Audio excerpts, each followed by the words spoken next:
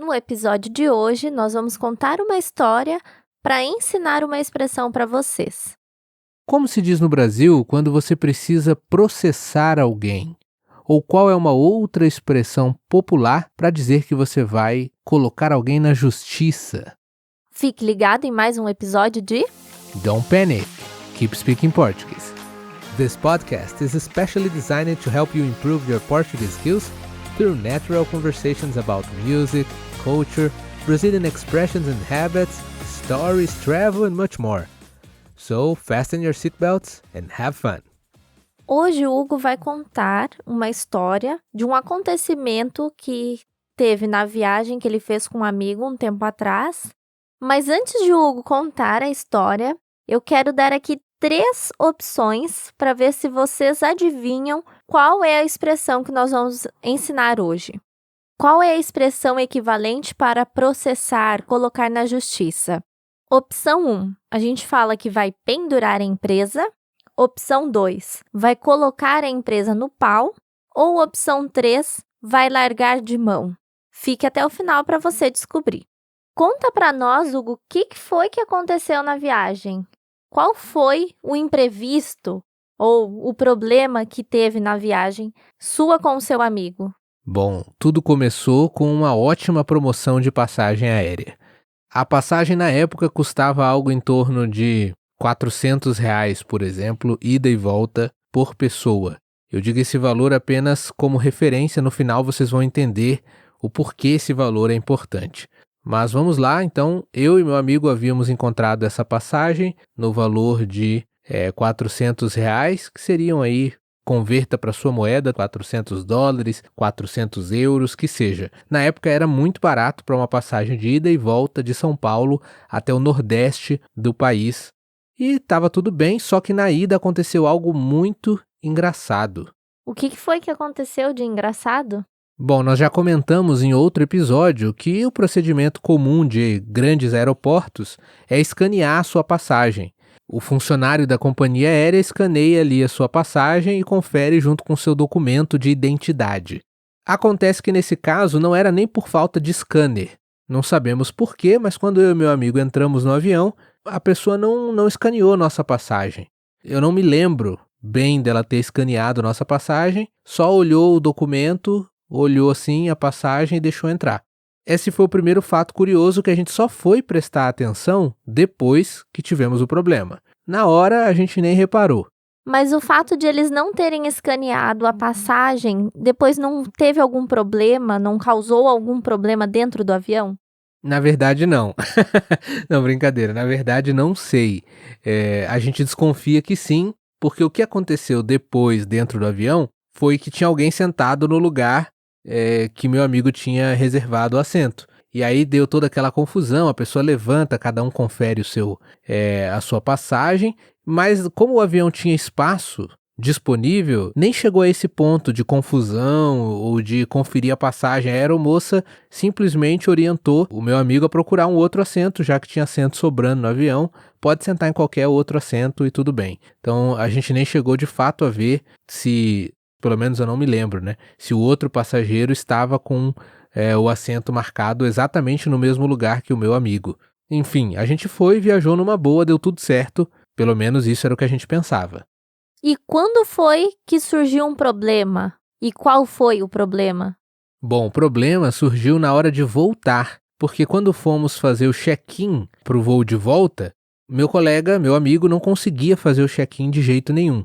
Dava erro no sistema, não aceitava o código localizador, o sobrenome, as coisas que ele precisava inserir ali para confirmar o voo de volta. Aí, na tentativa de entender o porquê meu amigo não conseguia fazer o check-in, ligamos na companhia aérea e tivemos uma ingrata surpresa. O que foi que aconteceu? Ele não conseguia fazer o check-in porque, segundo os registros da companhia aérea, ele nunca embarcou, ele não foi. Tá, e como é que ele chegou lá? Para a companhia aérea, do ponto de vista deles, isso pouco importa.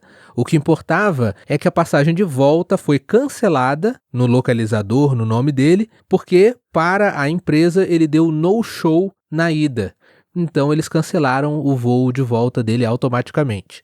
E não importa o quanto ele discutisse com a moça no telefone, eles não aceitavam a justificativa de que ele já estava lá, no destino, e tinha ido de avião, ele tinha o código localizador da ida, mas isso não era o suficiente porque a empresa não aceitava isso como prova de que ele tinha ido. Diziam que ele poderia ter ido de outra maneira, de ônibus, de carro, a pé, sei lá, né? E como é que ele fez para voltar então? Se ele não tinha, teoricamente, não tinha ido, como é que ele fez para voltar? Bom, aí foi uma dor de cabeça durante esse período, porque a gente prevendo que a situação não ia ser resolvida facilmente, amigavelmente, devido às conversas ali pelo telefone. Primeiro, né, entre outros lugares, a gente foi no aeroporto, a gente foi na delegacia para registrar um boletim de ocorrência.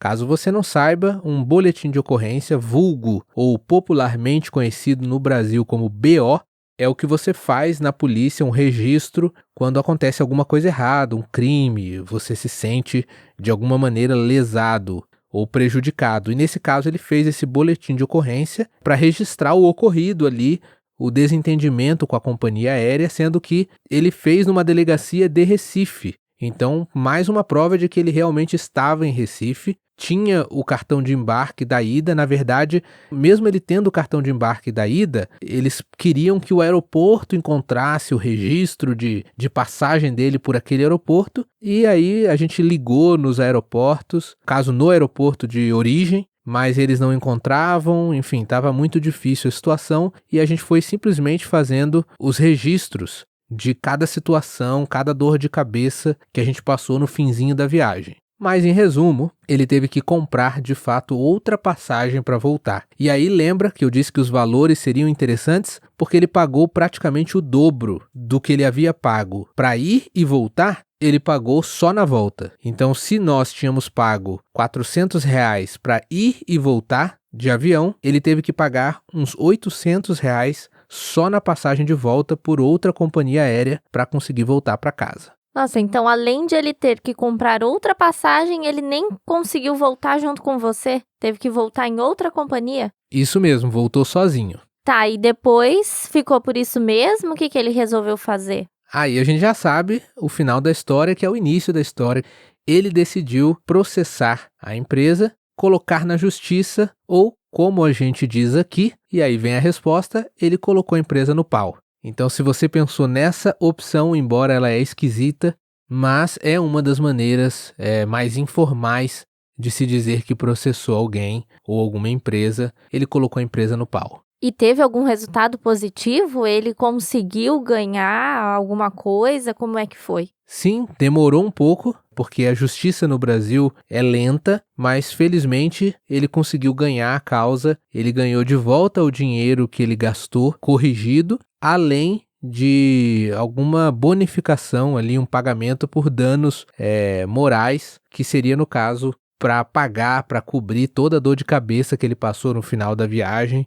Horas e horas no telefone ali tentando falar com várias pessoas, registrando o boletim de ocorrência, indo na delegacia, realmente tornou a experiência de viagem dele um pouco mais frustrante nos últimos dias ali, pelo menos nos últimos 2 dias, que foi a partir do momento que a gente teve o problema no check-in, e felizmente ele conseguiu receber essa indenização por toda essa dor de cabeça. Como eu disse, a justiça no Brasil, diferente de em outros países, tarda um pouco, ou seja, ela demora, e isso faz com que muitos até desistam de colocar as empresas no pau ou de processar as empresas. A verdade é que situações estressantes como essa e injustas como essa acontecem muitas vezes, já aconteceu comigo mesmo, não igual, mas parecido, e a gente acaba não tendo ânimo de procurar um advogado, de colocar na justiça, porque sabe que isso vai levar anos ali realmente para se obter um resultado, e às vezes o valor monetário nem compensa tanta dor de cabeça.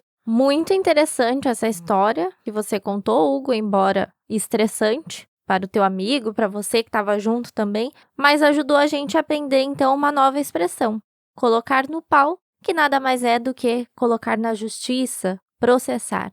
Espero que vocês tenham gostado da história e eu espero que tenha ajudado vocês a entenderem a expressão.